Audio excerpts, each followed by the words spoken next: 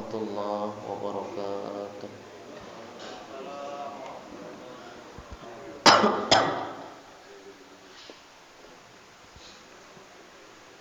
Bismillahirrahmanirrahim.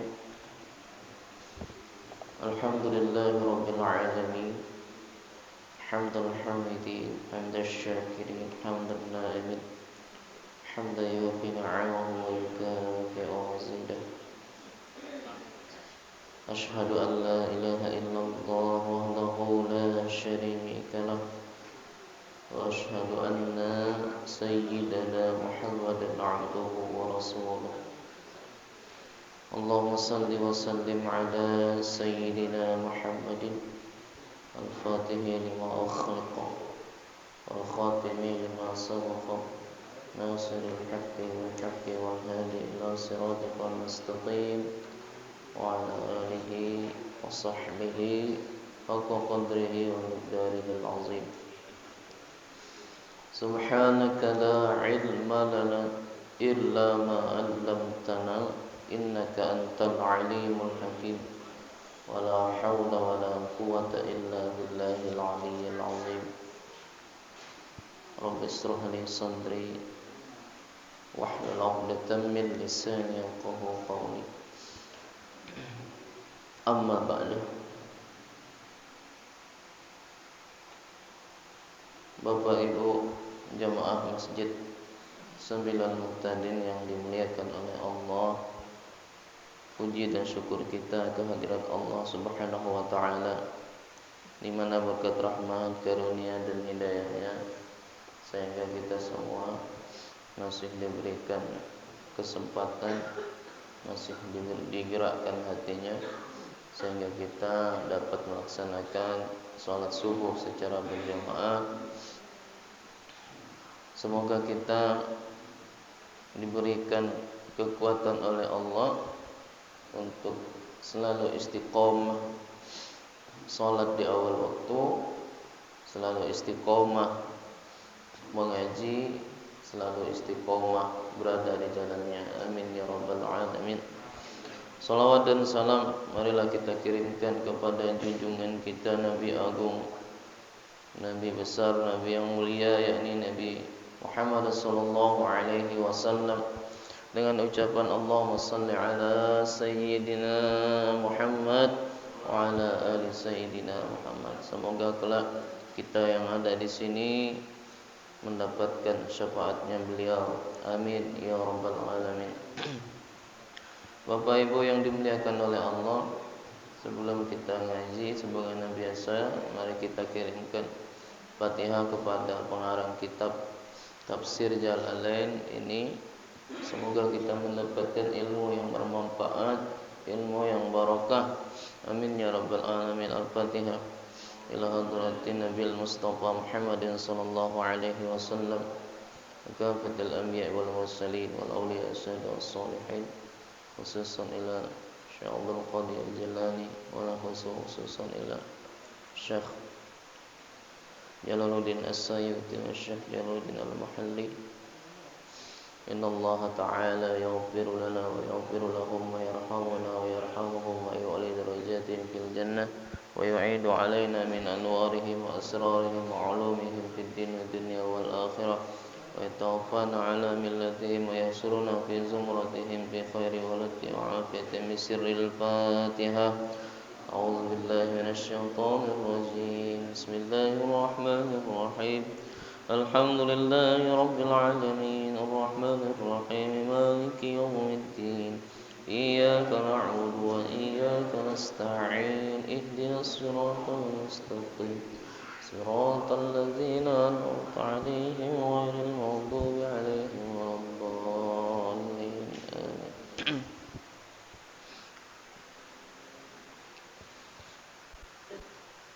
أعوذ بالله من الشيطان الرجيم.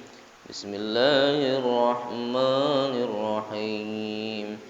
وإذ يرفع إبراهيم القواعد من البيت وإسماعيل ربنا تقبل منا إنك أنت السميع العليم.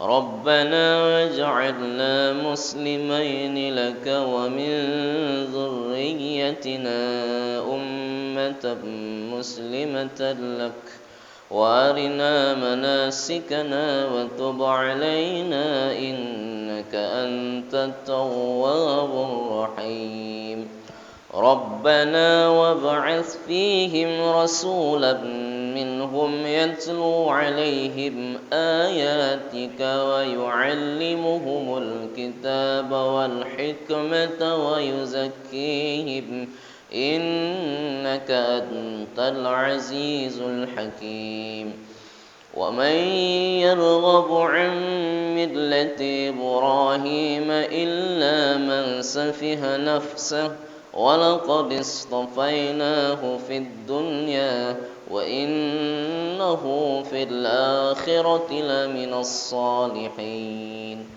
إذ قال له ربه أسلم قال أسلمت لرب العالمين ووصى بها إبراهيم بنيه ويعقوب يا بني إن الله اصطفى لكم الدين فلا تموتن إلا وأنتم مسلمون أم كنتم شهداء إذ حضر يعقوب الموت إذ قال لبنيه ما تعبدون من بعدي قالوا نعبد إلهك وإله آبائك إبراهيم وإسماعيل وإسحاق إلها واحدا ونحن له مسلمون صدق الله العظيم قال المفسر رحمه الله تعالى ونفعنا به بعلومه في الدارين آمين ثم قال واذكر وإذ يرفع إبراهيم القواعد الأسس أو الجدر من البيت يبنيه متعلق بيرفع وإسماعيل عطف على إبراهيم يقولان ربنا تقبل منا بلاءنا إنك أنت السميع للقول العليم بالفعل وإذ dan wazkur dan ingatlah olehmu wahai Nabi Muhammad wa idh yarfa'u ingatlah ketika mengangkat siapa yang mengangkat Ibrahim yakni Nabi Ibrahim al-qawa'ida akan bangunan pondasi-pondasi ditafsiri oleh Imam Jalaluddin As-Sayuti al-qawa'ida itu ditafsiri dengan makna al-usus usus jamak dari asas maknanya pondasi pondasi-pondasi ataupun judur jamak daripada jidarun maknanya haitun jidarani judur artinya dinding minal baiti daripada baitullah artinya apa yabnihi artinya Nabi Ibrahim membangun baitullah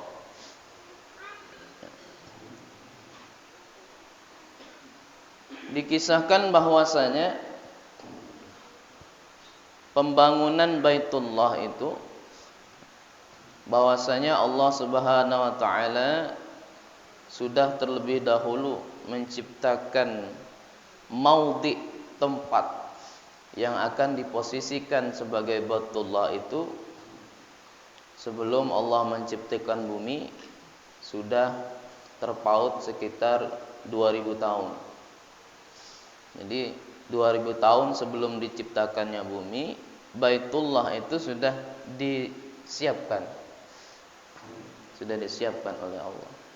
Kemudian singkat cerita, ketika Allah menurunkan Nabi Adam alaihi salam ke bumi karena Nabi Adam pada waktu itu agak melanggar janji Allah.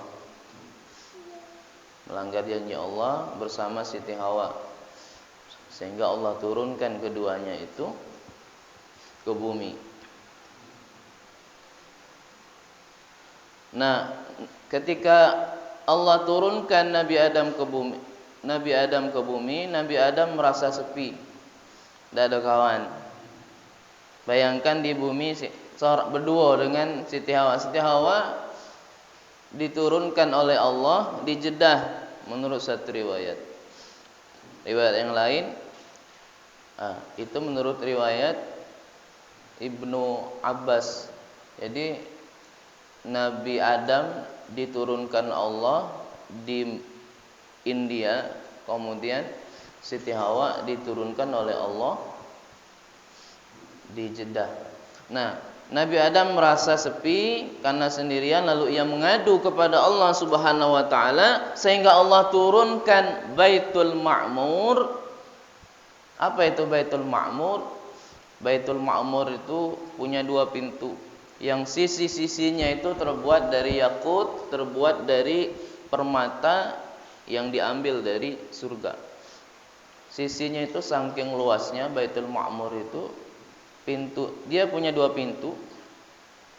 Pintu timur dan pintu barat. Babun syarqiyun wa babun gharbiyun. Pintu yang sebelah timur dan artinya dia luasnya itu seluas bumi.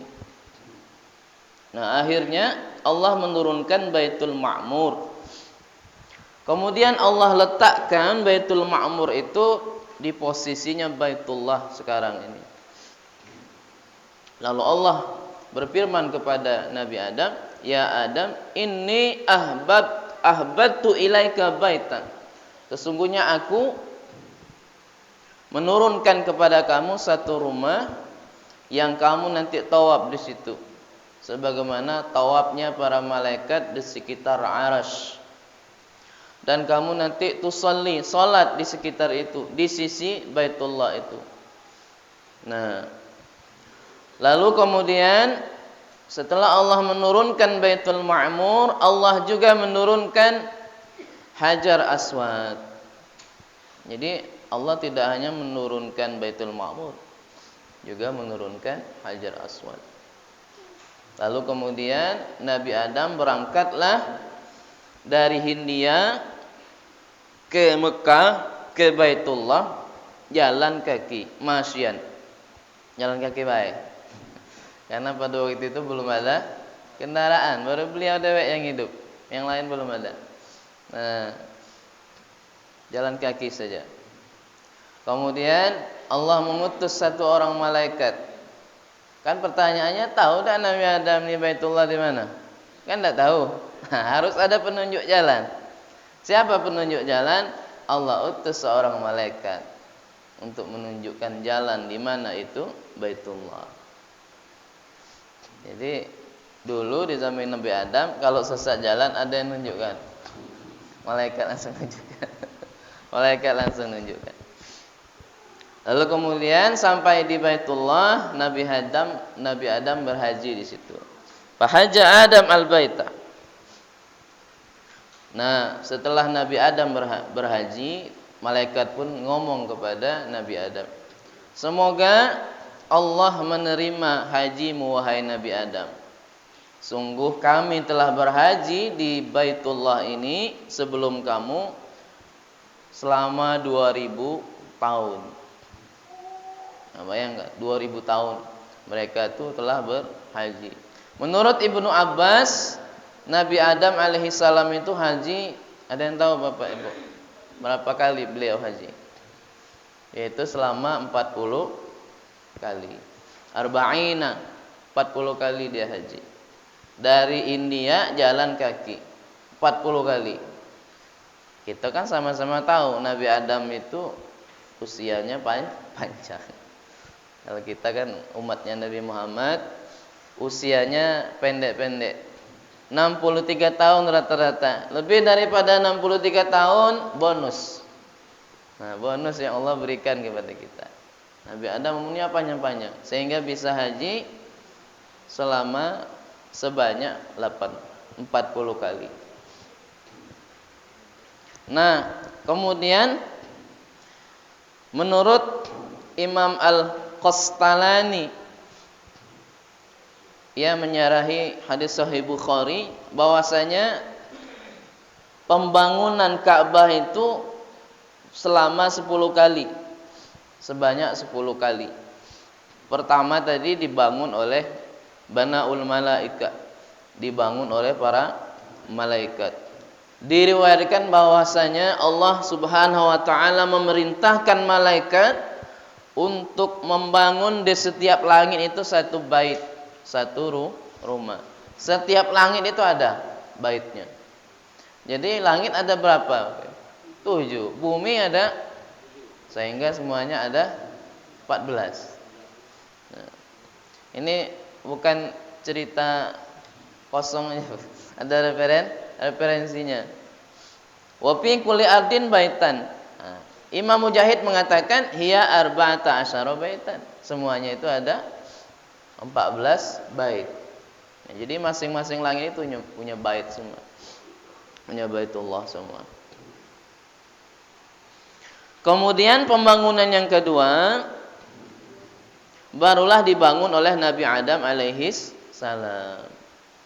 Jadi Nabi Adamlah manusia yang pertama kali membangun Baitullah. Menurut Qil ini ya.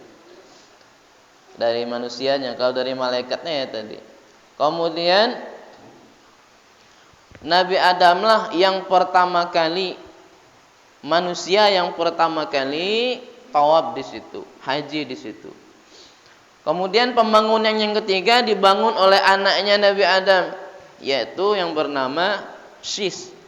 Shis itu tulisannya sin besar, iya dan sa, bukan sit, tapi Shis.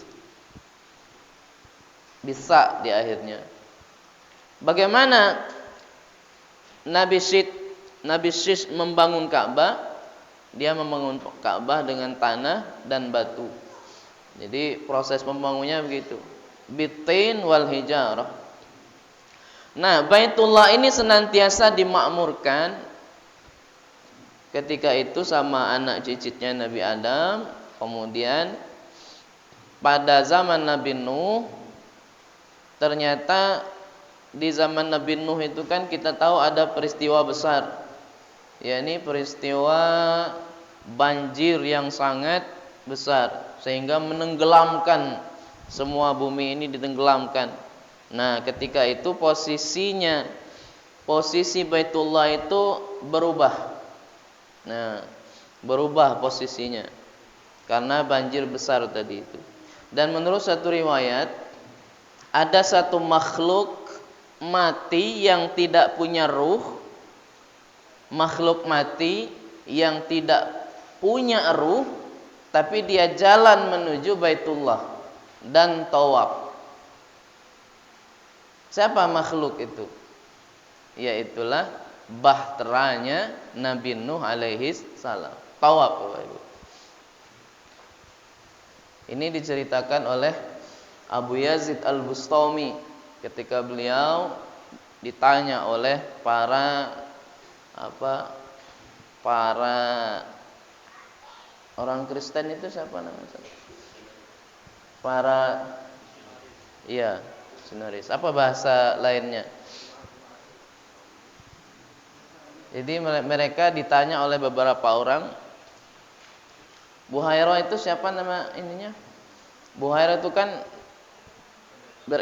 pendeta ya. Jadi ditanya oleh beberapa pendeta 10 pertanyaan. Nah, pertanyaan ke-8 ditanya oleh pendeta tadi kepada Abu Yazid Al-Bustami, siapakah makhluk yang tak punya ruh tapi dia bisa berkeliling di Ka'bah selama 7 kali? Dijawab oleh Abu Yazid Al-Bustami, yaitu bahteranya Nabi Nuh alaihissalam.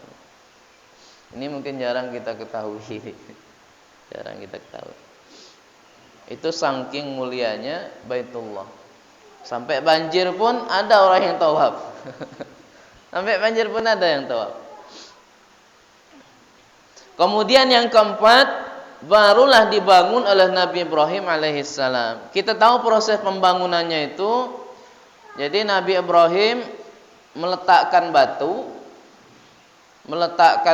kemudian Nabi Ismail yang membawa batu. Dikumpulkanlah batu itu di suatu tempat di samping Ka'bah, sehingga disebutlah namanya Hijr Ismail. Hijr Ismail itu tempat batu yang dikumpulkan oleh Nabi Ismail, yang kemudian dikasih ke bapaknya yang naruh batu itu buat Ka'bah, sehingga 4 sisi dinding Ka'bah itu terpenuhi. Kalau sudah tingginya lewat kepalanya Nabi Ibrahim, lalu kemudian diambil batu besar oleh Nabi Ismail untuk tempat berdirinya Nabi Ibrahim alaihis salam. Makanya disebut dengan maqam Ibrahim. Jadi maqam Ibrahim itu sebenarnya yang kemarin itu dijelaskan bukannya kuburannya Nabi Ibrahim, tapi adalah tempat berpijaknya Nabi Ibrahim untuk merenovasi Ka'bah. Riwayat Hajar Aswad yang ada di Baitullah di zaman Nabi Adam itu diangkat oleh Allah, kemudian disimpan oleh malaikat di suatu gunung. Nah, dari situlah kemudian Nabi Ibrahim ngambil Hajar Aswad itu ditaruh lagi ke Baitullah. Sementara Baitul Ma'mur tadi ketika banjir besar, Allah angkat ke langit yang keempat, sama ya Rabi'ah. Diangkat oleh Allah ke langit yang keempat. Bangun adalah Nabi Ibrahim, yang membantu adalah Nabi Ismail, dan arsiteknya adalah malaikat. Jadi arsitek yang membuat Ka'bah itu malaikat. Punya job masing-masing. Memang ternyata arsitek itu penting. Buat rumah ada arsiteknya, buat masjid ada arsiteknya. Bahkan arsitek itu luar biasa itu. Biaya untuk buat struktur bangunan itu luar biasa besarnya itu. Nah, berapa persen dari buat bangunan itu? Ada mengatakan 5% ya. 10%. Bayangkan kalau 1 miliar 10%-nya berapa? Jadi besar. Ini anak-anak mahasiswa kalau mau ngambil jurusan arsitek mantap.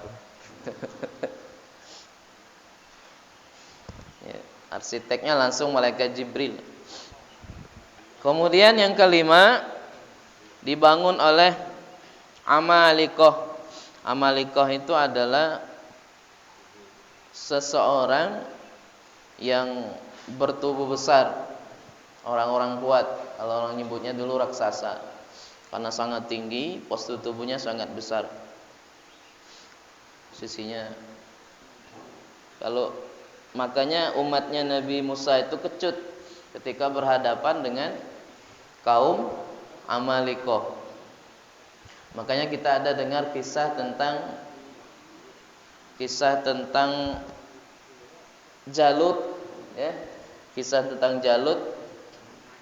tentang Jalut ini berkaitan juga nanti dengan kisah tentang Nabi Daud alaihis salam. Karena yang membunuh Jalut itu ternyata Nabi Daud dengan ketapelnya. Ada 12 batu.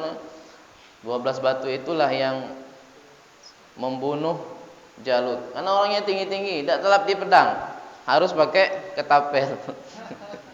Tapi ketapel ini, hajar batunya ini bukan batu sembarangan. Memang batu yang spesial Allah berikan kepadanya.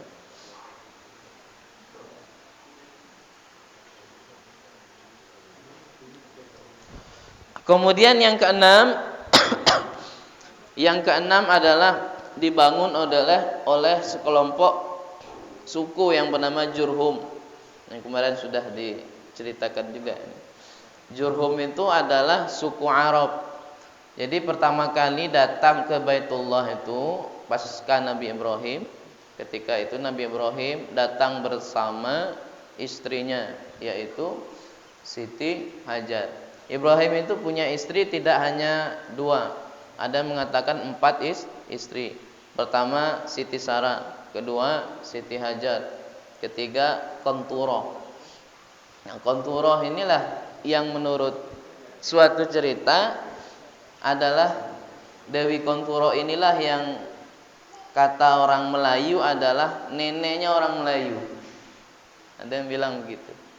Qanturah binti Yaqtan itu adalah nenek moyangnya orang Jawi, orang Melayu. Wallahu alam kisah ini benar atau tidak, tapi banyak dikutip.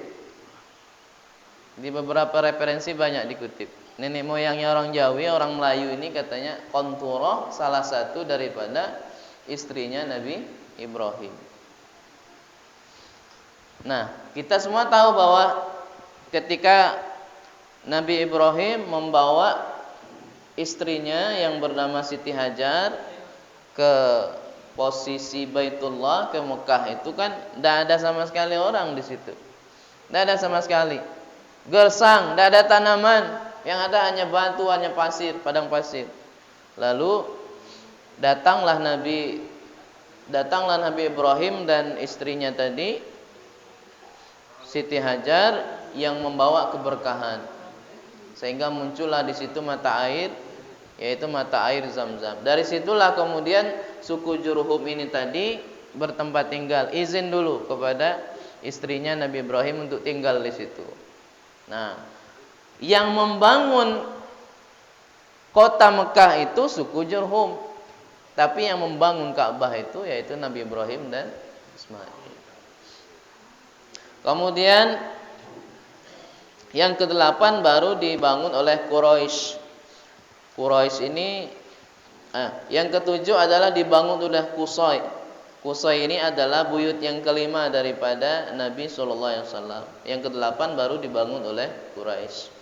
Nah, itulah beberapa sejarah yang menjelaskan tentang proses pembangunan daripada Baitullah. Wa idh yarfa'u Ibrahim al-qawa'ida minal baiti wa Ismail, dan Nabi Ismail atpun ala Ibrahim.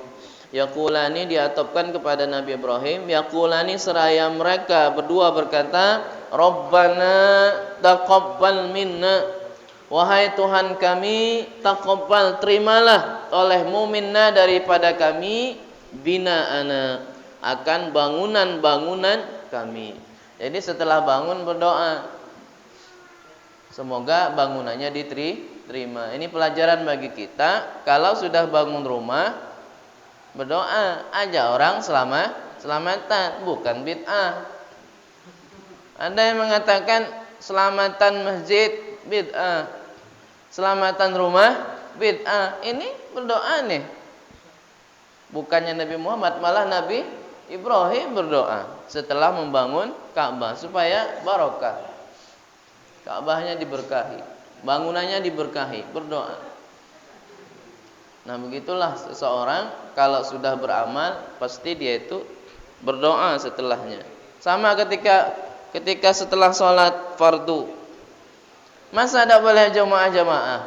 Tadi imam tadi kan berdoa, dipimpin oleh imam, diaminkan oleh jamaah. Masa itu bid'ah?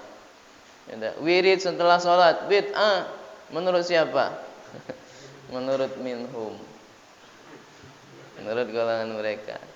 Padahal Nabi pernah bersabda, anna rab as-saut hina yansarifu an-nasu minal maktubah kana ala ahdi rasul.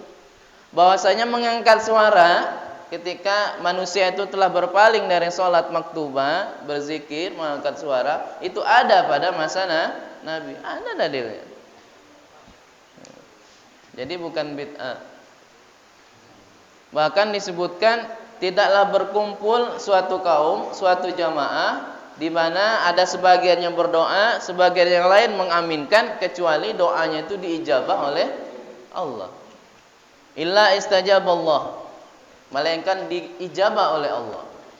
Nah, kita ahlus sunnah wal jamaah jangan sampai terpengaruh dengan apa istilahnya aliran-aliran baru, yang mengatasnamakan Ahlus Sunnah wal Jamaah, yang mengatasnamakan mari kita kembali kepada Quran dan hadis.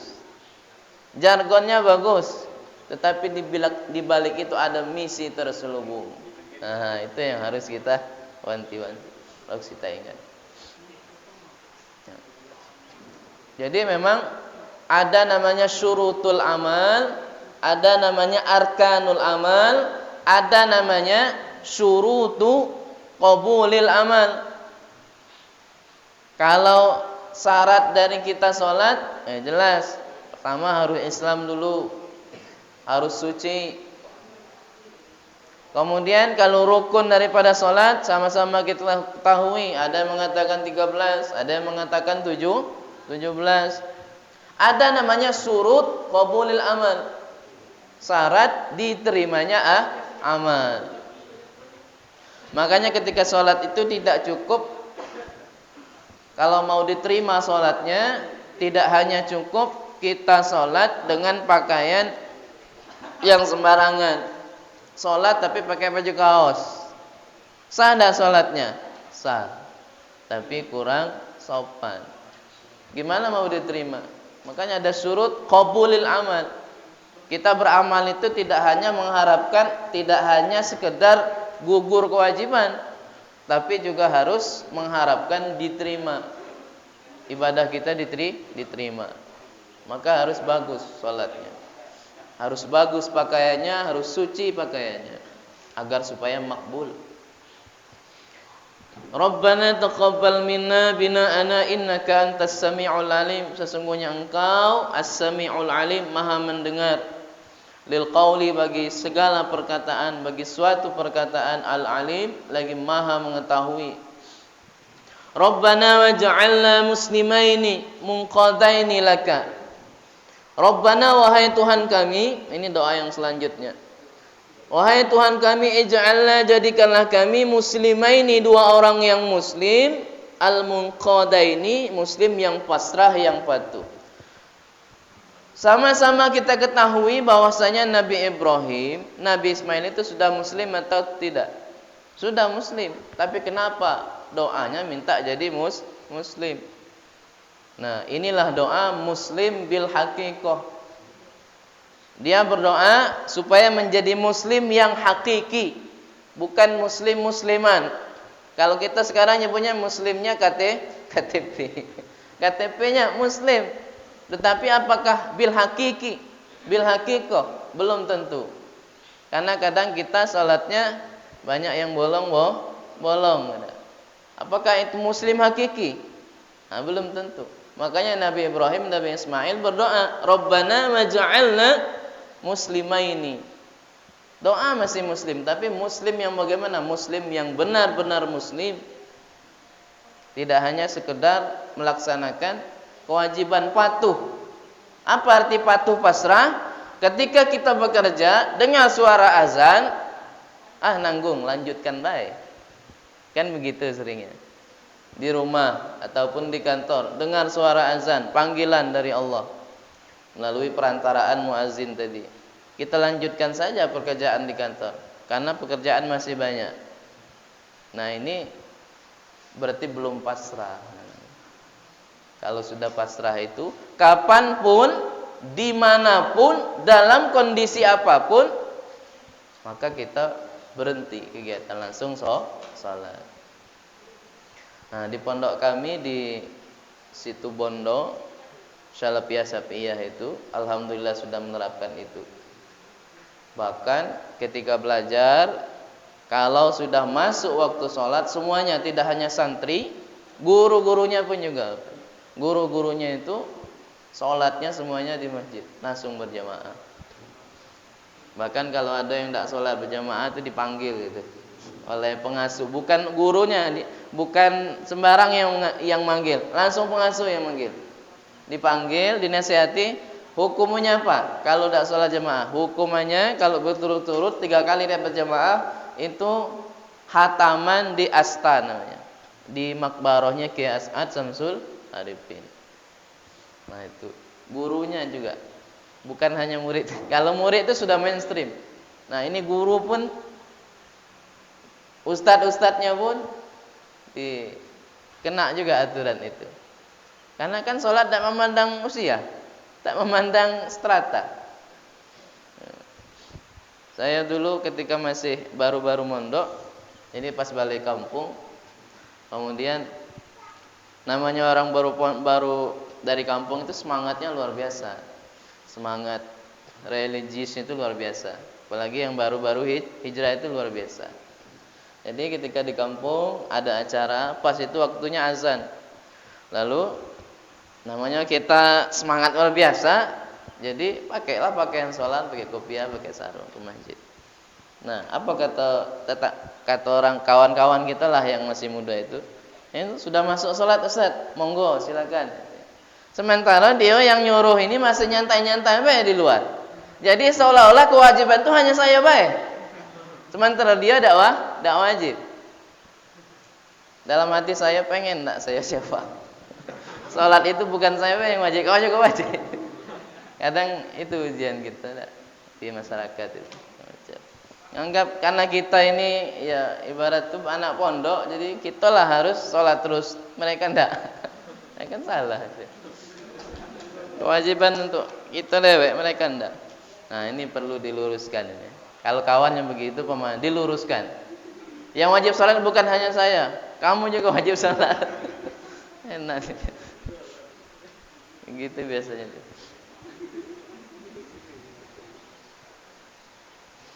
Kemudian Rabbana waj'alna muslimaini laka wa min dzurriyyatina, dan daripada keturunan kami, auladina, anak-anak cucu kami. Ini doanya tidak hanya untuk diri pribadi, juga untuk anak cucu. Nah, kita yang sudah punya anak, kalau berdoa jangan untuk pribadi dewek, doa juga untuk anak. Wa min dzurriyyatin ini diajarkan oleh, bahkan ini tidak hanya anak, cucu, cicit sampai ke kita. Kita kan cicitnya juga daripada Nabi Ibrahim alaihis salam. Ummatan jama'atan muslimatan lak.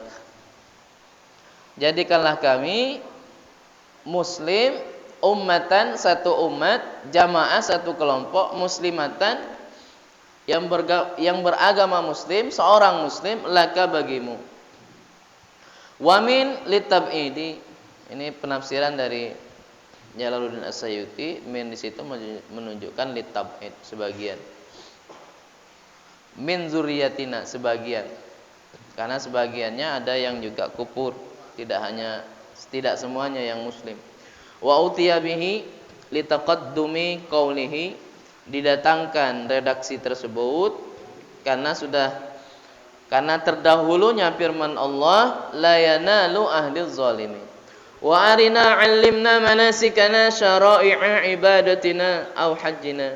Wa arina, dan 'allimna, ajarkanlah kepada kami, manasikana, manasik tata cara ibadah haji, syariat-syariat beribadah haji, au hajjina, atau hajinya kami. Wa tub 'alaina, dan terimalah olehmu ya Allah, 'alaina, taubat kami, atas taubat kami. Ya, setelah beliau berdoa tadi, mohon diterima, kemudian mohon dijadikan muslim yang sejati. Terakhir beliau berdoa agar diterima taubatnya. Ini perlu kita perhatikan redaksi watub alaina.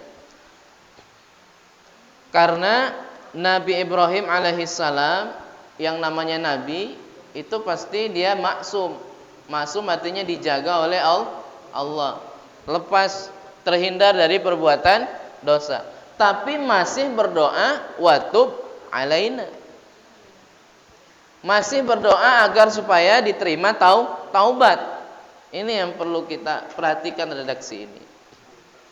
Ternyata para nabi itu, Nabi Muhammad itu, setiap beliau istighfar, semakin dia beristighfar itu semakin naik derajatnya.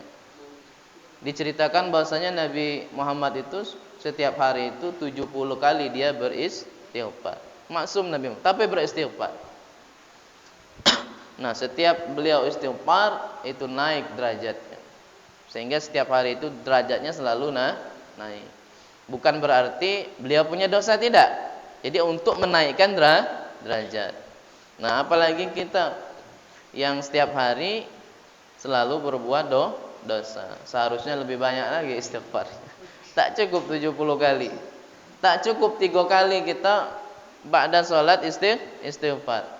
Berarti harus lebih banyak lagi istighfarnya.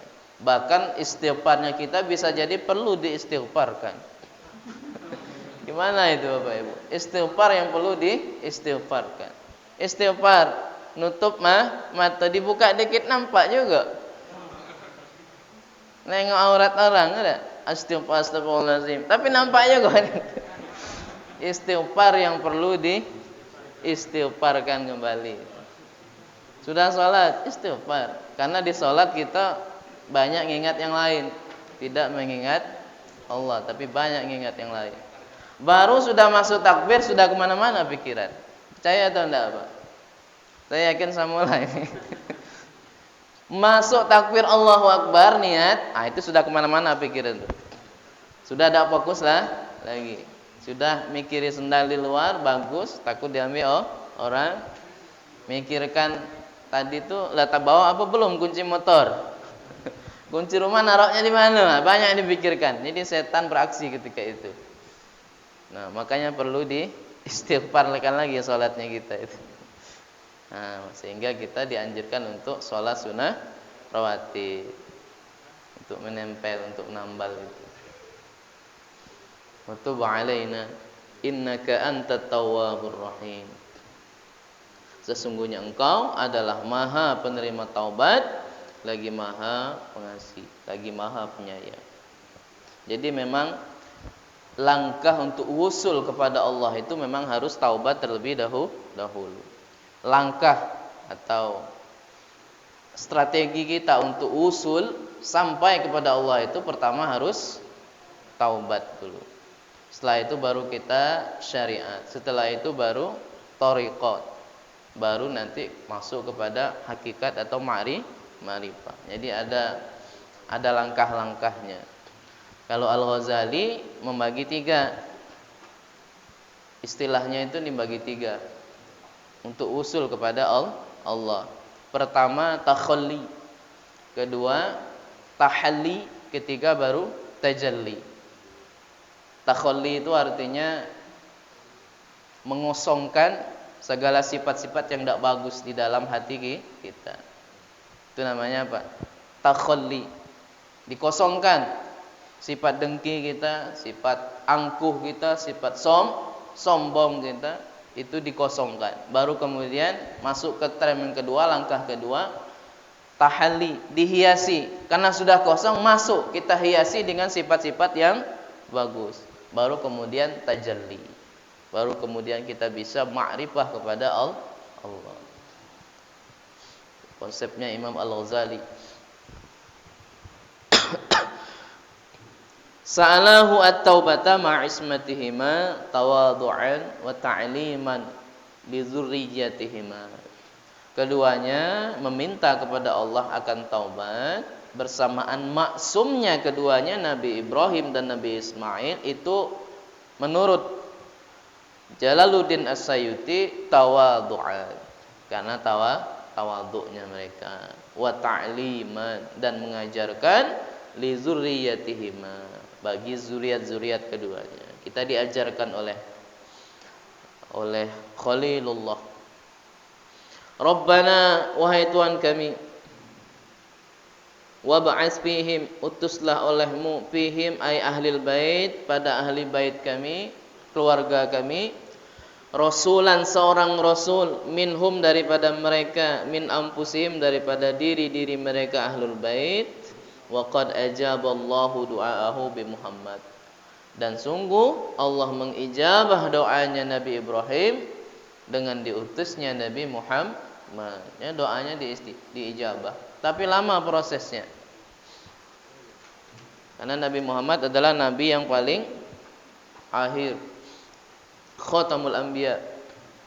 Yatlu alaihim ayatika, yang ia membaca, Rasul itu membaca alaihim kepada ahlil bait, ayatika, ayat-ayatmu, yakni Al-Qur'an. Wa yuallimuhumul kitab, dan ia mengajarkan hum kepada ahlul bait al-kitaba, akan kitab Al-Qur'an.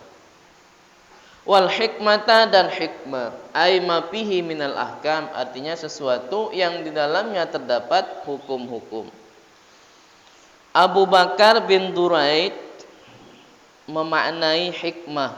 Apa itu sesungguhnya hikmah? Hikmah adalah kullu kalimatin wa'azatka aw da'atka ila makramatin aw nahatkum an qabihin fahiya hikmah. Kita kadang bingung apa itu makna hikmah. Apa sesungguhnya hikmah? Nah, Abu Bakar bin Duraid mengatakan bahwasanya setiap kalimat, setiap perkataan yang bisa tertanam di dalam hati sebagai mau'izah, sebagai nasihat, yang bisa mengajak kita kepada kemuliaan atau melarang kita daripada melakukan kejelekan, itulah namanya hikmah. Itu makna hikmah. Ada yang mengatakan hikmah itu adalah pahamul Quran, paham dengan Al-Quran. Ada yang mengatakan hikmah itu adalah paham di dalam agama. Maka kita sering berdoa, Allahumma faqihna fid din wa 'allimna at-ta'wil. Berarti kita setiap salat itu memohon hikmah kepada Allah. Maksudnya hikmah di sini adalah paham di dalam agama, mengerti urusan agama. Itu makna hikmah. Wa yuzakkihim yutahhirihim minasyirki wa yutahhiruhum minasyirki, dan mensucikan mereka minasyirki, daripada syirik. Innaka antal aziz al-ghalibu al-hakim, sesungguhnya engkau adalah zat yang maha perkasa, al-hakim, lagi maha bijaksana, fi sun'ihi, di dalam ciptaannya. Allah itu maha bijaksana. Apa maksud bijaksana di dalam ciptaannya? Coba kita bayangkan kalau gajah telinganya kecil, gimana Bapak Ibu? Gajah itu kan besar, telinganya besar. Coba kita bayangkan gajah itu punya telinga, diciptakan Allah kecil. Berarti tidak bijaksana. Semua ciptaan Allah bijaksana. Hidung ngadap ke atas, masuk ayat terus. Masuk ayat terus. Bakal pilek terus. Ndak ngadap ke atas, sering pilek kita, apalagi ngadap ke atas. Itu bijaksana. Dan ular, kok ular itu tidak punya kaki tapi bisa jalan. Ternyata dulu ada ceritanya di surga itu, ular itu punya kaki, karena dia bantu syaitan sehingga dihukum dia, sehingga jalannya ngesot. Ngesot jalannya. Ada riwayatnya begitu mengatakan. Ngesot dia jalan. Tidak masuk akal, kok bisa jalan kan? Ternyata ada kisahnya. Jadi Allah itu maha bijaksana. Bahkan sampai menciptakan sesuatu semuanya bijaksana. Jadi jangan sampai kita komplain dengan Allah dengan apa yang diciptakannya, tidak boleh. Karena Allah maha bijaksana.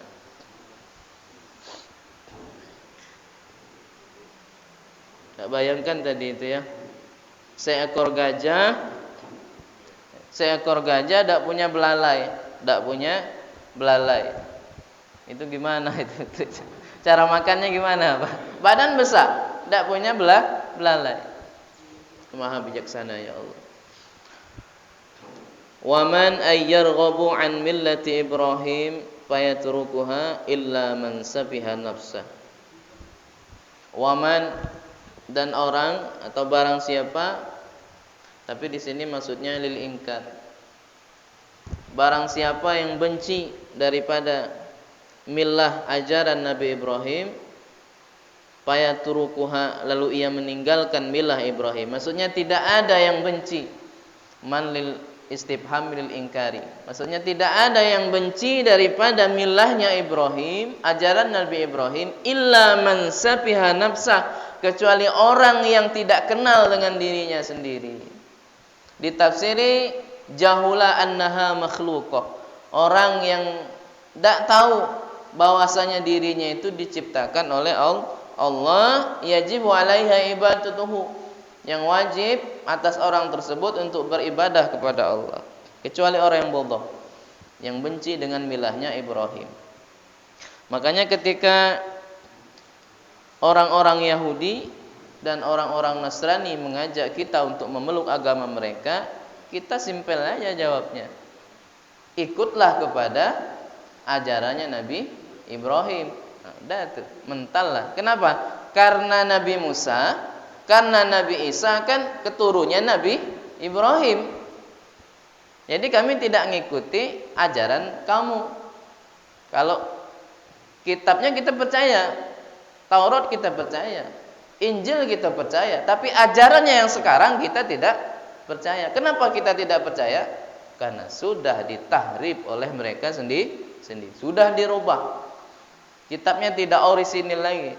Bagaimana kita mau mengikuti kitab yang sudah tidak orisinil? Maka kita jawab, ikut kepada milahnya Ibrahim. Ini Ibrahim itu Khalilullah. Kalau Nabi Adam gelarnya Abul Bashar, bapaknya manusia Nabi Adam. Jadi bapaknya manusia itu ada dua. Pertama Nabi Adam, kedua Nabi Nuh alaihis salam. Bapaknya manusia. Karena semuanya kan ketika banjir itu kan semuanya binasa itu. Yang tinggal hanya Nabi Nuh dan umatnya.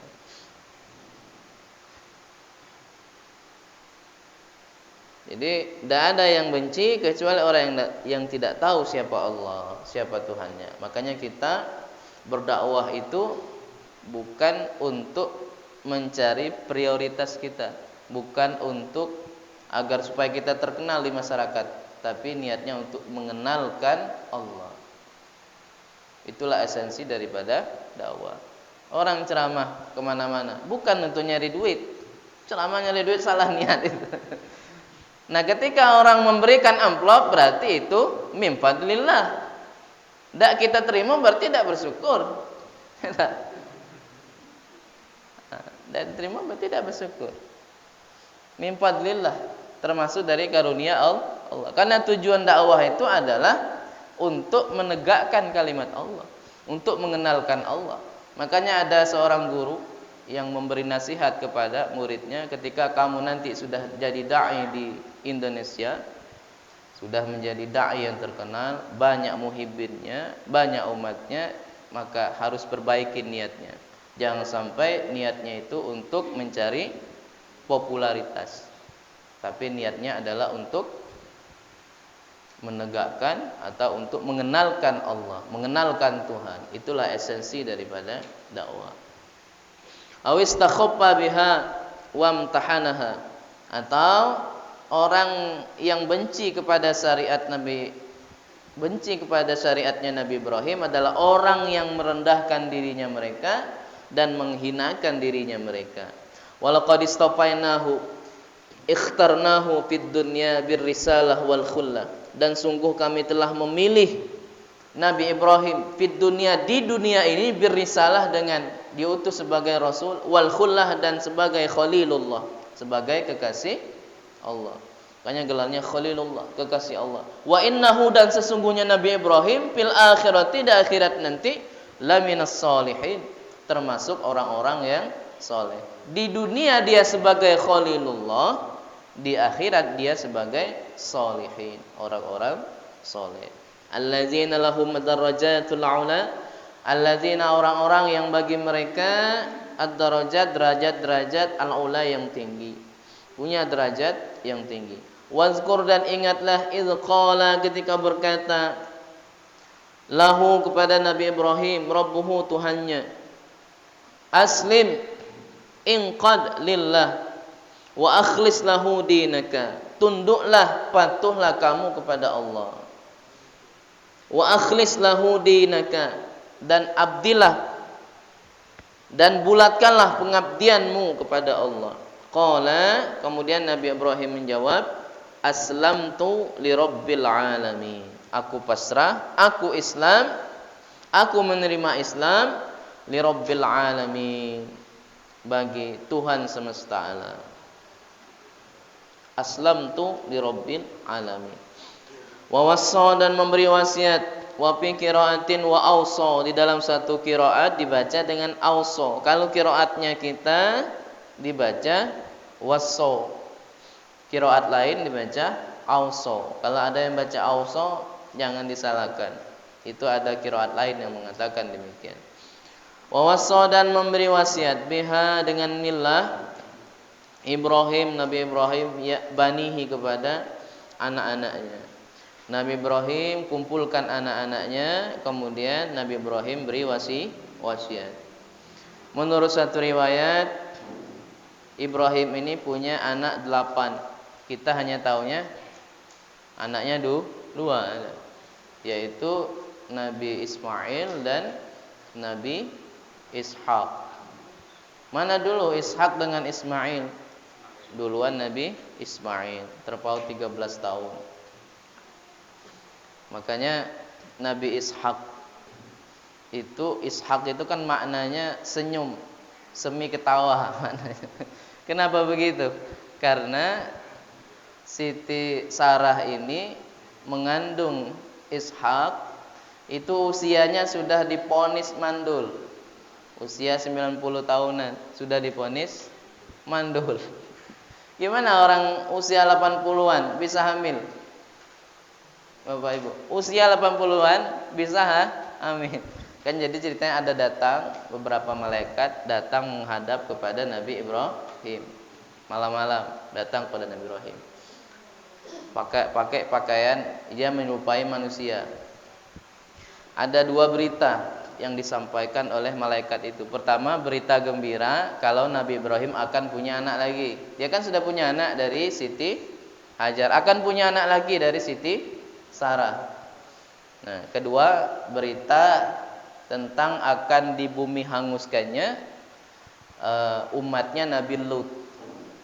Jadi beritanya 2, berita baik dan berita buruk. Nah, kalau Nabi hidup satu masa itu biasa, memang ada. Nabi hidupnya satu masa itu ada. Nah, contohnya Nabi Ibrahim tadi. Nah, Nabi Lut. Sehingga kabar itu datang kepada Nabi Ibrahim, membuat Nabi Ibrahim ini bingung dan ketawa sambil senyum, sambil menepuk pipinya. Benar apa enggak nih berita nih? Dapat anak di usia setelah diponis mandul sedihnya. Makanya namanya Ishak. Namanya Ishak. Dan ternyata Nabi Ishak itu mirip sekali dengan Nabi Ibrahim. Saking miripnya itu, makanya Nabi Ibrahim makhluk orang yang pertama kali dikasih uban. Nabi Adam tidak dikasih uban, tapi Nabi Ibrahim dikasih uban. Kenapa? Karena Ishak itu dianggap oleh kaumnya Nabi Ibrahim miripnya, saking mirip sehingga untuk membedakannya dikasih uban semua. Mirip Nabi Ibrahim, Nabi Ishak itu. Sangat-sangat mirip. Sehingga Nabi Ibrahim bertanya kepada, "Ya Allah, mahaza? Apa ini?" Putih di atas rambutnya. "Apa ini? Mahaza?" "Haza al-wiqar," kata Allah. Itu adalah kewibawaan. Apa kata Nabi Ibrahim? "Zid, ya Allah." Tambah, suruh tambah lagi. Tambah lagi. Lah, kewibawaan. Akhirnya suruh nambah. Memang Bapak Ibu, kalau kita punya uban ternyata agak wibawa ya. Meskipun ubannya penuh di rambut, agak wibawa memang. Wibawa, luar biasa. Mirip sekali untuk membedakan kasih uban gitu. Nabi Ibrahim alaihissalam. Jadi beliau ini punya anak 8. Ismail, dari ibunya Siti Hajar Al-Qabtiyah, kemudian Ishaq dari ibunya Dewi Sarah, kemudian yang lain dari ibunya Qanturo. Qanturo binti Yaqton yang dinikahi oleh Nabi Ibrahim setelah Siti Sarah itu wafat. Jadi nikah lagi Nabi Ibrahim, menikah dengan Qanturo, sehingga istrinya jadi 3. Ada mengatakan istrinya itu 4. Istri yang terakhir yaitu Hajun binti Amin. Jadi anaknya ada yang mengatakan tidak hanya 8. Wakila auladuhu arba'ata asyara. Anaknya itu ada 14 anaknya. Jadi banyak versi. Tidak hanya 2, tapi banyak anaknya. Rata-rata Nabi itu punya banyak anak, punya banyak istri, punya banyak anak. Rata-rata.